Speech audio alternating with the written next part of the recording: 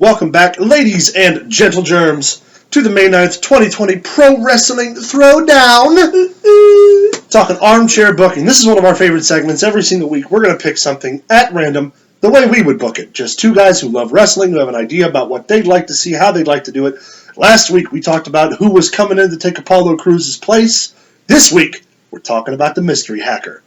If you're not watching SmackDown, every so often you get a little video pop up of this mysterious hacker who's out to expose the truth behind the scenes of pro wrestling. It's fun stuff to watch. You know, if you're a conspiracy theorist about wrestling, it can really create some riveting TV. Question is, Luke, if you were booking it, who's the hacker and why? Well, all right. I would be remiss if I didn't say that it reminded me a lot of the GTV angle. Yeah. Back in like 98. 99. That they just kind of tampered off with. Yeah. I hope that my opinion is it should be made a valid part of the story. Agreed. It should go for longevity. Yeah.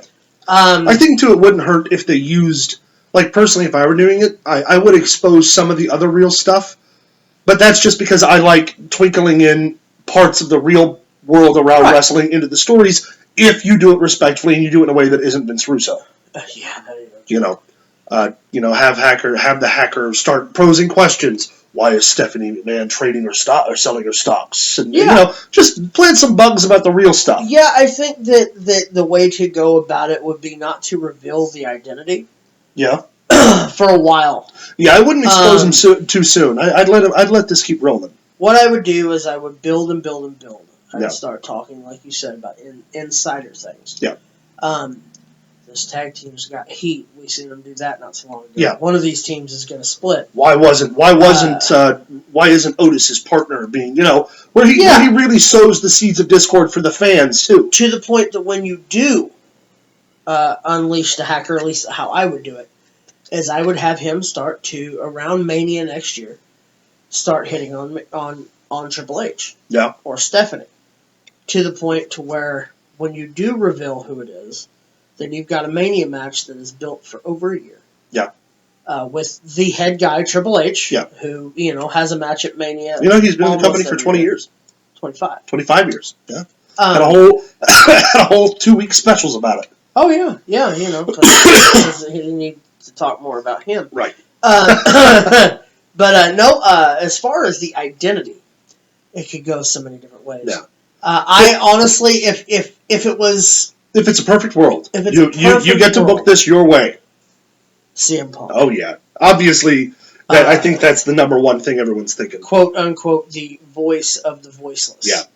Of course, the teases of, do I have your attention now? Yeah. Anger was usually heard before it's seen. Yeah. Sounds like Punk to me. Yeah. Now, which is a big red herring to make us think I'm not going to be that internet guy. Yeah. It's like, that's CM Punk. Because I doubt it.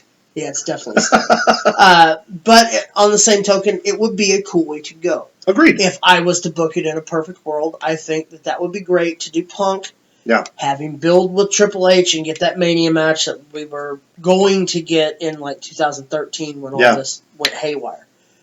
Although, if I'm going to go how things are now in the non-so-perfect world, Chad Gable is a guess. But the only problem I have is it should be the truth. It should be our truth. Only because the truth shall set you free is his gimmick. Why are you going to bring somebody in that's calling themselves the quote-unquote truth if you already have the truth? Yeah, I agree. He's not doing anything. They took the 24/7 title off of him, put it on Gronk, who's now taking it to the NFL with him. Which, by all means, make the money the way you can. Sure. But as far as I'm concerned, if I was to book it, I would book it as Punk leading to the feud with Triple H. Yeah. In a perfect world. If not, give it to Killings, man. Let him do something. Yeah. Let him bring back. You know what? It's Little Jimmy. It's Little Jimmy is. We're all going to find out that we were all duped for so long. It was Little Jimmy. Little Jimmy was here all along. I'm on the same boat. Obviously, perfect world, Punk would be brilliant. Just a way to really get him in. Yeah. And to bring him back into the fold is a great way. It's a slow build, obviously. Probably not going to happen, but that's the way I would love to book it if I could.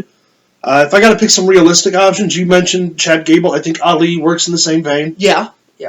Could be a total character overall from him, considering, he is a guy who legitimately lost his spot and another guy took it, and you could take some distance with that kind of build. You could run off the policy where people would give a shit. Yeah. And that'd be something that I think would be very cool to see. The way you were talking about Chad Gable, anything's better than the Shorty G gimmick. Yeah, it's anything's awful. better than It's that. awful. Especially for somebody who's so talented. Yeah.